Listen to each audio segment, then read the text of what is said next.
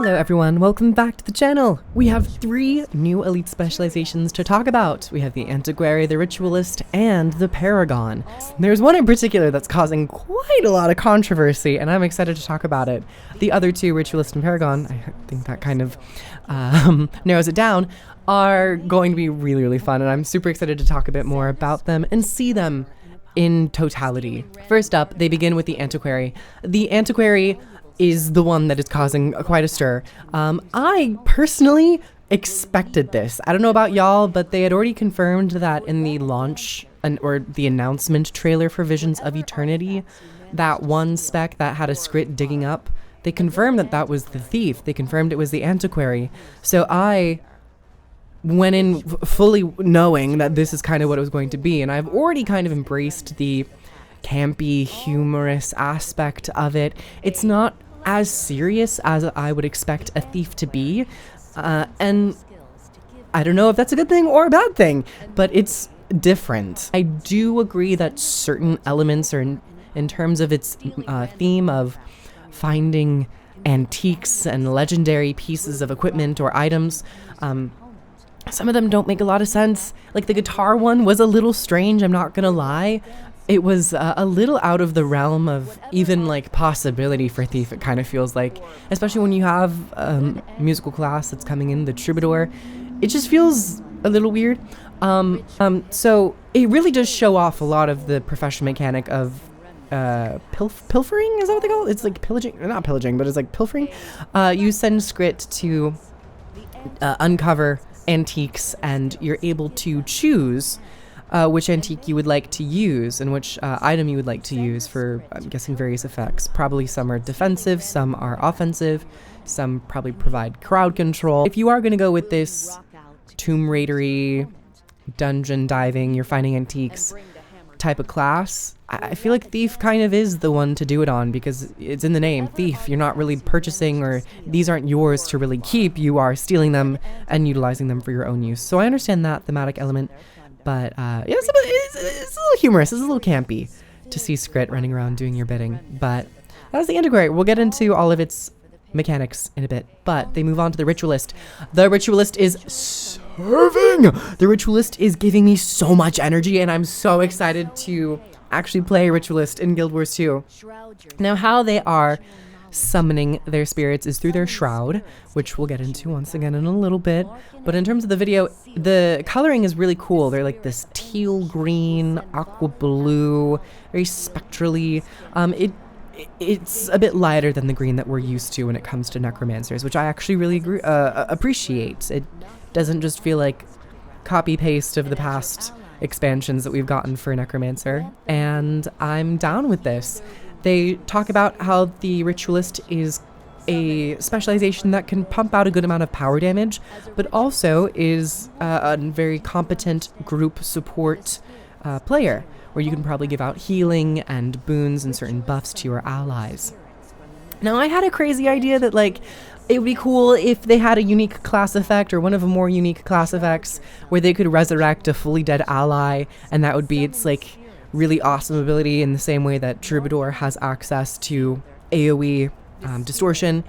That probably isn't going to be happening, but, you know, never say never. And then we had the Paragon, which wasn't the most visually, in my opinion, like, dynamic, because it's a lot of shouts, it's a lot of AoE stuff. However, I will give them a lot of credit. They have very cool looking spell circles, which are unique to the warrior. They're not just copy pasted well, maybe some of the details are, but they did change up. They took inspiration from the Elementalist Spear spell circles and infused it into a Paragon, which is really cool. Now, let's talk about the individual sections. We have the Antiquary first and foremost. Now, this, the lore of it is kind of about finding antiques and lost treasures, and you're utilizing Skrit to help you with that. And no matter if they're prior historians or pirates, they all kind of, you know, value their actions. But talking about the mechanics, they have the subsection Scrit Happens. Antiquaries are the pinnacle of accomplished thieves, no longer stealing for material need and purely doing so for the fun of it. With the help of their loyal but not necessarily reliable Scrit assistants, antiquaries can plunder precious artifacts from their opponents and turn their random spoils into improvised weapons. Antiquaries can even break the rules of regular combat, allowing them to reverse a dire situation, or at the very least, take themselves and their opponents out in a blaze of glory.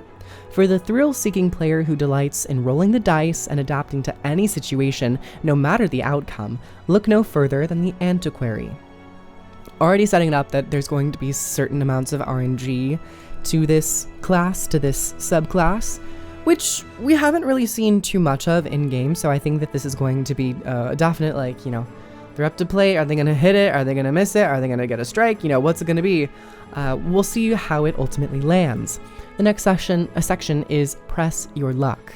Antiquaries acquire new artifacts with the skill Pilfer, which replaces Steal, summoning a Scrit assistant from the underground to plunder from your target. After a successful Pilfer, instead of stolen skills, antiquaries get the choice of using one of two randomly selected artifacts from across Tyria. These artifacts range from a Cryptus turret that fires automatically at any nearby enemies, to a chalk organ that produces a shield, protecting you from incoming projectiles. Traits can give you finer control over the artifacts you receive, from guaranteeing that you'll get one offensive and one defensive artifact each time you pilfer, to re-rolling your artifacts for new ones at the cost of initiative. Double Edge, the Antiquary's new skill category, consists of a set of abilities that can be used repeatedly, even while on cooldown. The catch? There's a chance for this skill to backfire when used, while still on cooldown, often with detrimental effects to the user. The chance of the skill backfiring decreases the closer it gets to completing its cooldown, so players who are more risk-averse may want to wait a little while before attempting to use a double-edged skill again.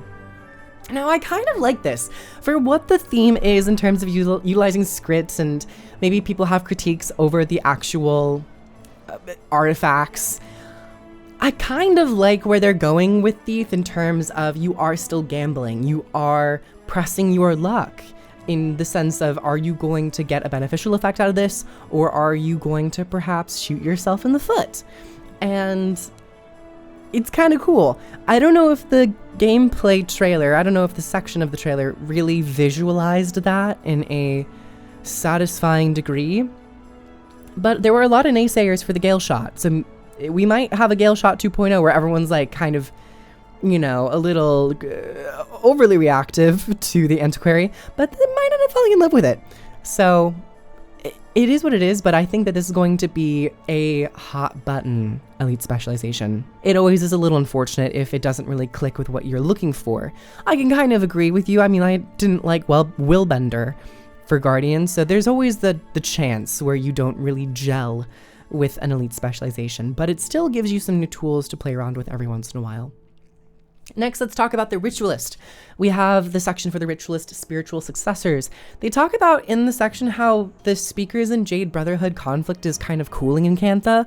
I don't like that. I'm like, I want to have an expansion where you focus on the different conflicts between the factions, especially for Cantha. It's like an entire nation that we didn't really get a lot of screen time with. So retcon that. I want to see some conflict when we go back to Cantha where we have to deal with those tensions. But maybe they're cooling for now. Maybe they aren't completely fixed. Nevertheless, they talk about how ritualists are coming back to the greater world and are tying themselves to necromancers in a more morally acceptable relationship with the spirits instead of forcing them to be summoned.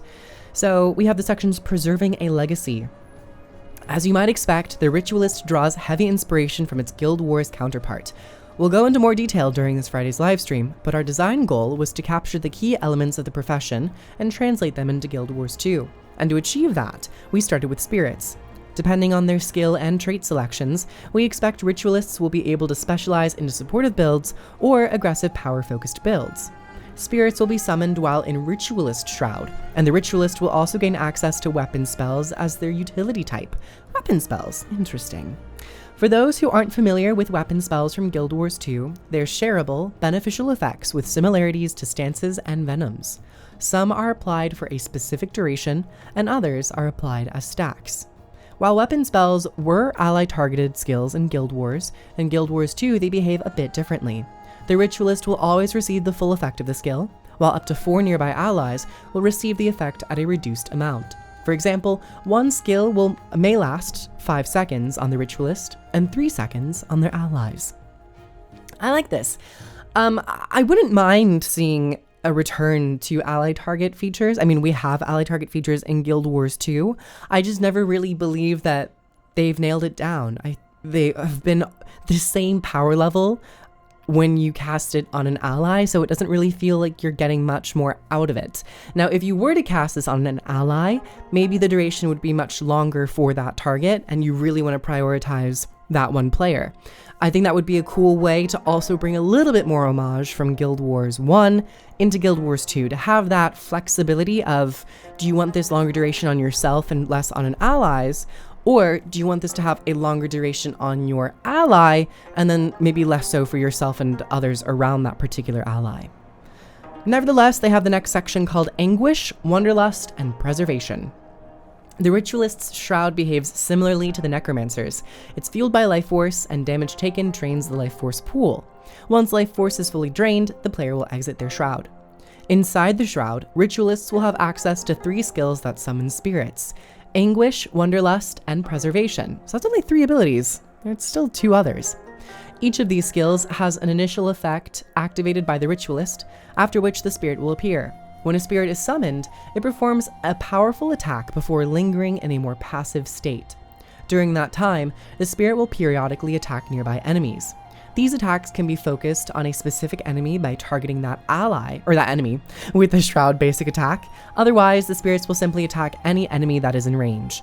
Spirits will usually disappear when exiting Shroud. However, there is a trait that allows them to stick around longer for a cost.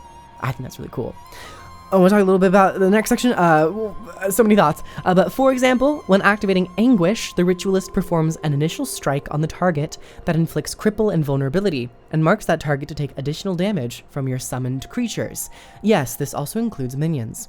When Anguish is summoned, it fires a barrage of projectiles at the target that deals additional damage against controlled enemies, and for each condition on that enemy. I think that is pretty cool. So you get to mark them first, which means, well, I guess purely your spirits will deal more damage to that target. But if you also have minions, it also counts. And then Anguish fully comes in there and just goes off. And of course, with applying cripple and vulnerability, you get that synergy with the amount of conditions on the enemy already. And they also mentioned that there's a lot more to cover about the Ritualist, and that'll be on Friday. So they're still keeping quite a bit of it under wraps, it seems, and I'm excited to see how detailed you can get with all of these spirits and maybe focusing in on certain ones. But also, it didn't bring up a certain point how there are different spirits for different roles in terms of like damage. One's for control and the other one seems to be for healing. I think it'd be really cool if the healing one not only could deal damage to enemies, but if you used an ally target weapon skill on an ally, that the healing one would maybe send projectiles of healing to that specific ally and kind of mode switch it. Instead of just doing passive damage to enemies around the spirit, it will maybe focus on low health allies to subtly heal them for a minor amount, so you can go off and still focus on various other gameplay objectives that you might have going on. But it's a very small detail, like a quick brain blast moment that I had in terms of ally target features. But we're going to move on to the Paragon. So the Paragon is, of course, a historic Guild Wars 1 class hailing from Alona, and they're bringing it into Guild Wars 2. So their section is Commanding Respect. The Paragon is a staple pillar of Guild Wars 2 lore, and its elite specialization carries on the tradition of its original iteration. While the spears that were introduced in Guild Wars 2 Jan through Wilds have already brought one of the Paragon's key aspects to warriors, this elite specialization further delves into their role as commanders and defenders of Ilona, granting them the ability to bolster and aid allies around them with chants and commands. Their presence is so powerful they can, in a moment of dire need, command their allies not to die. The "we will never yield" elite skill prevents the Paragon and their allies from falling below 0 health for a short time. Very rebound, very cool. Cool to see that come into warrior. So you can either take a down prevention or a resurrection elite skill with the battle standard. I like that option. It's pretty cool. And then the next section, motivational chanting. Paragons build up motivation, a new resource whenever they use a burst skill. Oh, whenever they use a burst skill. In addition to level 1 weapon bursts, Paragons gain access to chants, special burst skills that are available regardless of the weapon equipped. Chant skills come in 2 parts. The first part occurs immediately when the skill is used, while the second part, the refrain, is a pulsing beneficial effect. Refrains drain motivation and deactivate when it is depleted. In addition, the effects of the refrain become stronger depending on the current motivation level. Thus, they are at their most effective when the Paragon stays on the front lines of battle, channeling adrenaline into bursts and chants to keep motivation high. Oh, okay. Okay, this is pretty good. This feels very Paragon. Paragons also gain access to commands, which function similarly to shouts, affecting either enemies or allies around them. Furthermore, command skills come with an additional property called an echo. Echo is a secondary effect that triggers a short interval after a command is used, granting additional bonuses. However, echoes can also be triggered early by using a burst skill, allowing skilled Paragons to strategically time their echo effects to turn the tides of battle. So you can either use your utility skill to, of course, get that initial effect, but you might be planning and timing something to pop in that second window. Or if you maybe miscalculated and you have a burst up, you can activate it early to get that effect. I like it that it gives you a lot of control over when these specific effects will proc. Paragon, in writing, of course, it seems very exciting for Warrior. Warriors have not had a very supportive elite specialization in the past, and I imagine the bulk of this will be more party and healing oriented in terms of either like healing through shielding with barrier or healing with raw healing. I do imagine there's going to be some damage potential with this as well, just because the spear is a damage focused weapon, but that's also to note that you can use like spear and staff skins that kind of match. And you could essentially use the Sun Spear as the spear or as the staff skin. So you can do like beneficial supportive melee combat and then quote unquote swap your spear mode and then just use it from ranged as like damage dealing, which is a very cool and very specific aesthetic that Paragons will be able to play around with. But then of course you get its actual mechanic of building up this new resource to have more empowered effects with your chants. It all seems very well thought out, which is very cool to see. I think Ritualist and Paragon are the standouts out of the 3, and I have a feeling that the Antiquary, which is causing a lot of stir and is a lot of critique, is maybe going to get a lot of screen time because people are just so bewildered by this decision. I think it could be kind of cool. I'm down. I'm okay. I'm open to see what's going to happen. As long as everything feels, like there's a payoff to it and those effects are powerful enough to warrant a possible drawback, it could be a cool theme that hasn't been explored yet. I'm giving them a little grace to show us more of the live stream. Now, let that be known. Once the live stream hits, and they don't expand upon these ideas or show that it's not really giving, yeah, Antiquary might be the weakest out of the batch that we've seen so far. But we have to wait and see. Comment down below your thoughts about what has been revealed in regards to the Antiquary, the Ritualist, and the Paragon. Which of these 3 is your favorite, and which of them is maybe not your favorite, and why is it the Antiquary? And if you are an Antiquary enjoyer, maybe like me, or at least can see some potential, I'd like to hear your thoughts down below as well, because maybe you can, give us a different angle that we might be missing. And yeah, comment, like, and subscribe. Follow me over on Twitch. I stream during the weekends. And if you'd like to pre-purchase Visions of Eternity, I have links in the description and in the comment section below. It greatly helps the channel, and tell your friends about it as well. Get your friends in on a game. It's very kindly economically priced. And I'll see you guys in the next video. Bye, everyone.